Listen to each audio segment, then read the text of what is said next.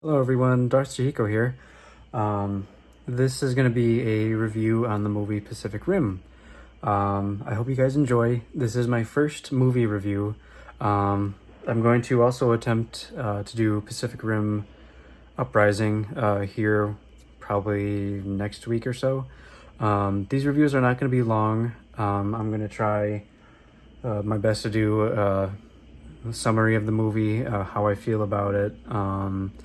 And then I might also edit in some clips of the movie while I'm talking about it, just to give a little bit more detail for those who haven't watched it yet. But I do hope you guys enjoy, and I'll see you in the next segment.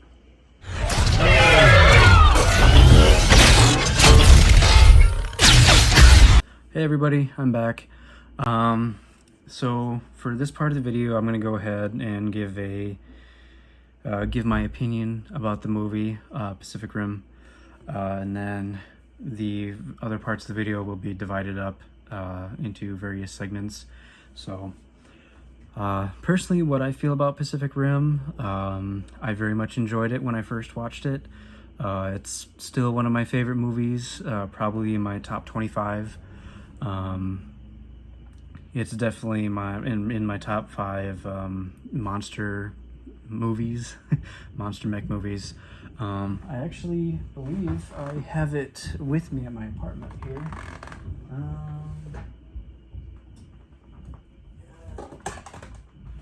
Yes, I do, right here. So it's definitely one of my favorite movies. If you guys haven't seen it, I would definitely recommend it. It's probably about 2.5 hours, if not just around 2 hours. So, I mean, it's a little bit of an older movie, but if you guys haven't seen it yet, I would definitely go out and watch it right now, because there will be spoilers later in this review. But for now, like I said, I very much enjoyed this movie. Constantly I'll rewatch it at work while I have nothing to do, because it's just that enjoyable. And when Pacific Rim Breach Wars was out, I did my best to try to get this guy right away, but that took a little while because he was locked behind achievements. But either way, yeah, so Pacific Rim was definitely one of those movies that was much needed for its time when it came to that kind of that movie, what is it I'm looking for, movie genre, giant monsters fighting giant robots. And I know I enjoyed the movie so much that as soon as the second one came around, as soon as they started bringing out these little figures here, I mean, I only got Gypsy Avenger because honestly, Gypsy Avenger looked cooler than pretty much all of the other Jaegers, at least in Uprising. He's even got his sword arm. So I'm gonna put him in the background. You guys probably won't be able to see him, but yeah, right there. Anyway, yeah. So that's pretty much my opinion of the movie. I know it wasn't a very detailed one, but it definitely was a very enjoyable movie for the time, and still very enjoyable now. The story is very good, in my honest opinion. The visual effects are just top-notch. And I know that when the movie came out, there was at least 1 to 2 different video games that came out that were also pretty good, but they're also extremely hard to get your hands on, because one was for console and one was for mobile device, which is no longer available. But yeah, I'll go ahead and talk about the story next.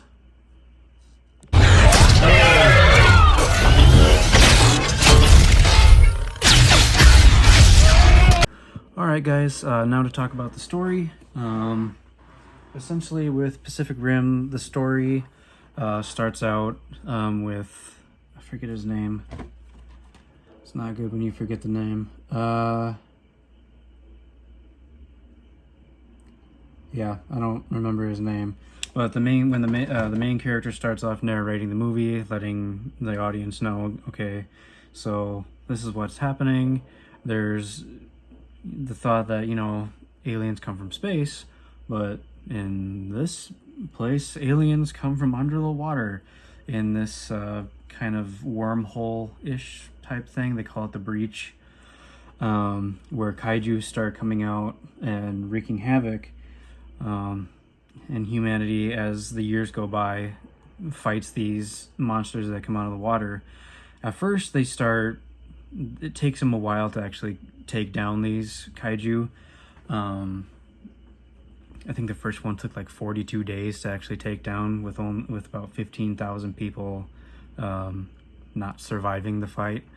And then as time goes on, you have more and more powerful kaiju that come along that humanity struggles to take down. But then they develop the Jaeger program and start building these giant mechs, obviously, you know, like, of course, Gypsy Danger here. And then I don't think I got a picture. They got a picture on here, but no, only Gypsy Danger's back here.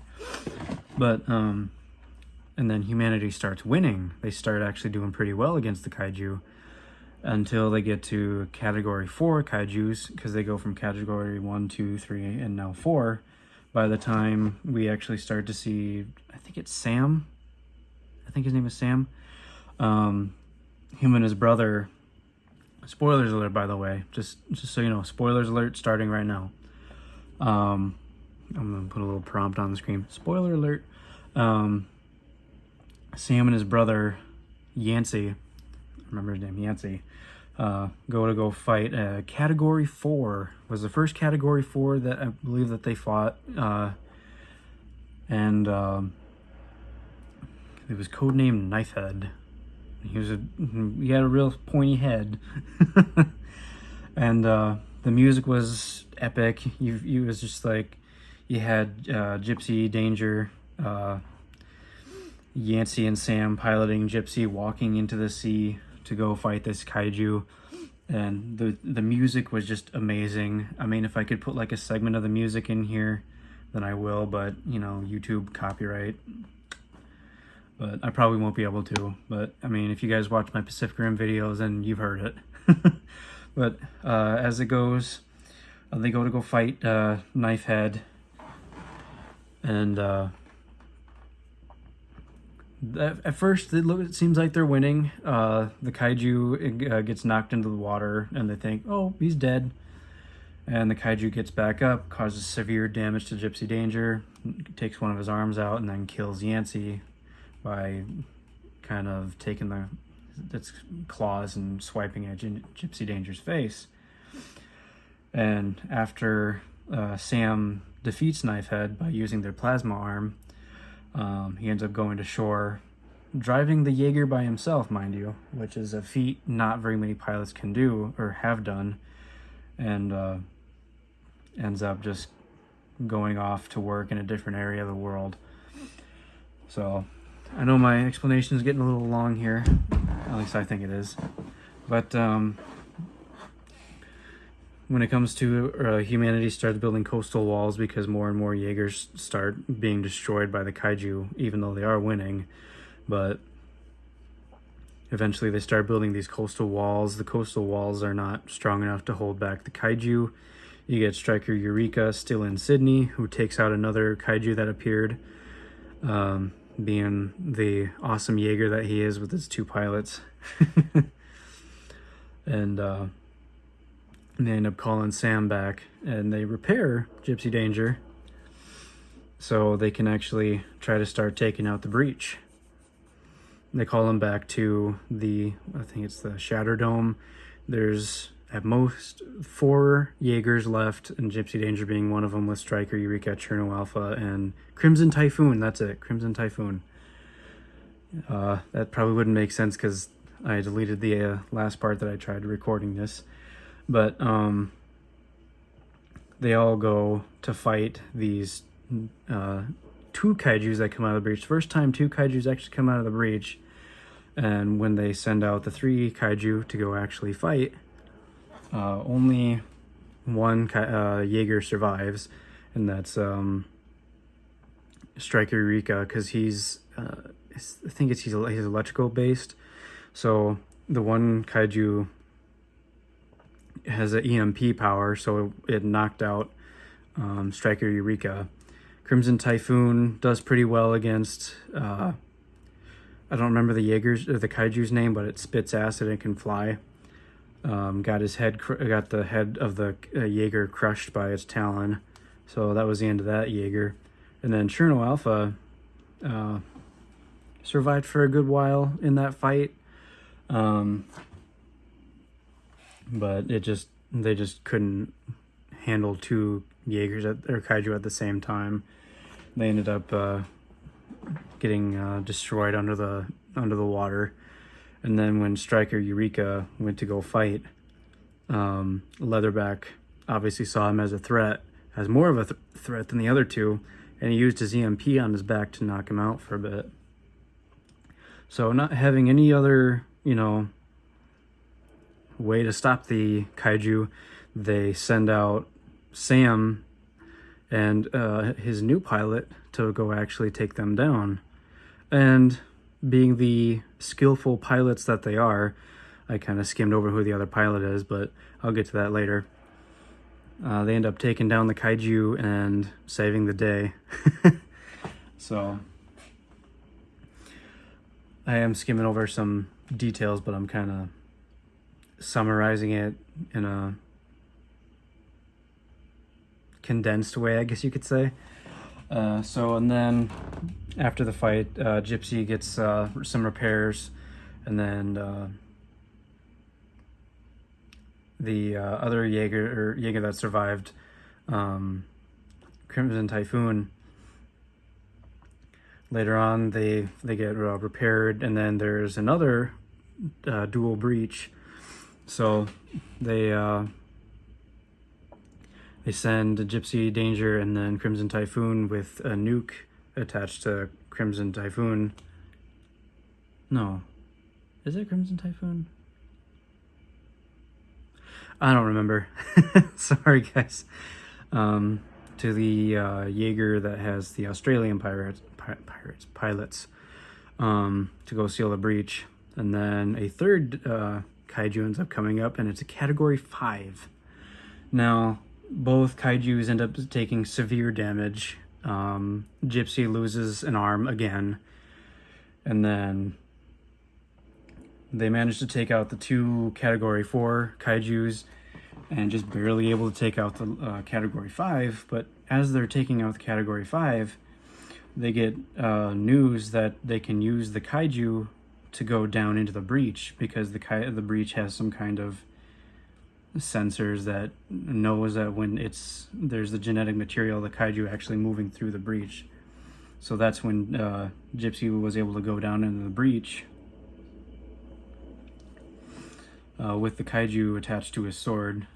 I know I'm kind of skipping over things, it's kind of confusing, but either way, before they do that,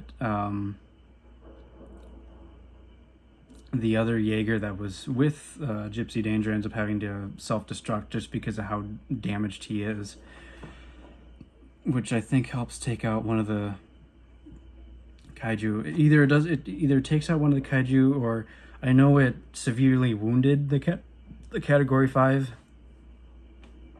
and then they end up taking the Category 5 down to the breach with Gypsy Danger, who also uses his nuclear core to burn a hole straight through the Category 5 and taking it out completely, which I'm gonna see about putting pictures up so you guys know what I'm talking about, or short clips, but I'm gonna have to work on that in editing. So I'm gonna try to get this up before July 2nd, which is a few days from now. So, I mean, yeah. But as Gypsy Danger is going down into the breach with the Category 5, he reaches the other side where the kaiju have been coming from, and ends up setting Gypsy Danger to self-destruct because he's nuclear, or it's nuclear. So Sam and the other pilot eject to go back up through the breach. The first pilot already did that before Gypsy Danger went through the breach, as far as I can remember, or as they were going through the breach. And then Sam does it after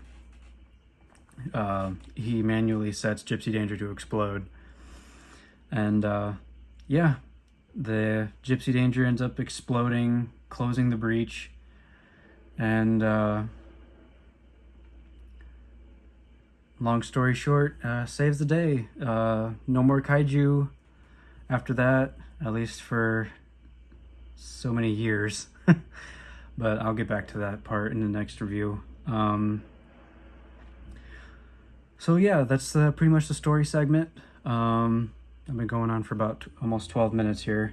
So yeah, the next segment here will be some fans of the movie. More specifically, my friend generallotz. You guys have seen him on other streams that I've had.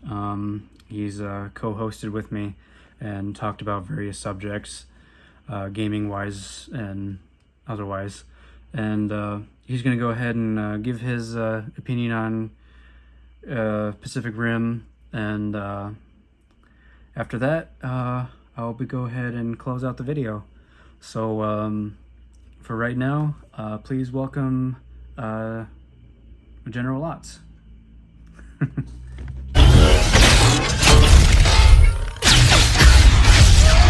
I saw Pacific Rim the day it opened. I went to the local IMAX theater and I was blown away, to say the least. Now, this film came out back in 2013. The Monsterverse was a mere fever dream of a madman, and so this was the first giant monster content we had gotten in a long bloody time. Really, giant monster stuff before this usually came from Toei, and Toei did pretty good with what they had, but they never had particularly high budgets. Toho had not done a Godzilla movie since 2005, and so if you were a giant monster fan, you were definitely in a bit of a dry spell. What Pacific Rim brought was a really high quality plot of giant mechs duking it out with giant monsters. They even gave the giant mechs an awesome name: Jaeger. They even made Jaegers more human by having two humans drift and form one mind to control the machine. And they of course had the GLaDOS voice, because back in 2013 Portal was still fairly recent, and just everything culminated to make a really awesome film that had a lot of staying power. Really, in 2013 I had not seen a movie this good since 2008's Iron Man. And speaking of 2008's Iron Man, the music for this bloody movie was kick-ass, as it was done by the same guy who did Iron Man. That Pacific Rim theme is a thing of beauty. Pacific Rim shows that imagination plus budget equals movie magic.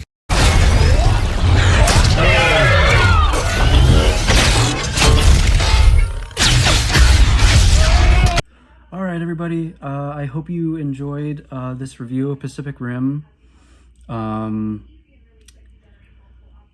Before I go, I know that my uploads have been very spotty. Ever since Pacific Rim Breach Wars closed down, I just haven't really been able to find a game that everybody likes. But pardon me, there's an ad going on the TV in the next room. But I do hope to be making more videos again. I know I've said that over and over again in the past, but I'm between work and just personal stuff, I haven't been able to do that as much. I mean, if you guys can see it right now, which you probably can't, at least not very well. I know my subscriber count has not been doing so hot. I was at 7,900, at least 7,906, and then it dropped again. But it is what it is. I mean, these things happen. So, but I do hope to make Pacific Rim Uprising review probably before July 8th. I'm gonna I have a long weekend starting next week, so I'll have a lot more time to, you know, make some more videos and edit this. So yeah, I do hope you guys enjoy it anyway. I do hope you guys enjoyed the review, and there will be more like this coming out later. I'm definitely going to be getting probably a small tripod to put right here, and then put up some good stuff on my computer monitors for backgrounds. So yeah, right now with the way that I have everything, I might put up my webcam again and put some posters up here just to add more of a background, so you guys actually have more to look at besides just my jabber and jaws. So anyway, my jaw is actually starting to hurt from all this talking, but anywho, yeah, if you guys did enjoy, please like, comment, and or subscribe. It really helps me out. I do have a Patreon, but I'm not sure if I'll link it.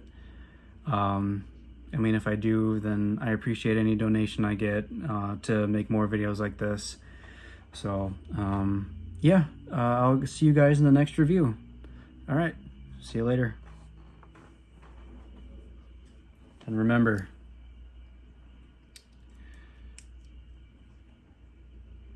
I don't know where I'm going with that, but all right, see you later, guys.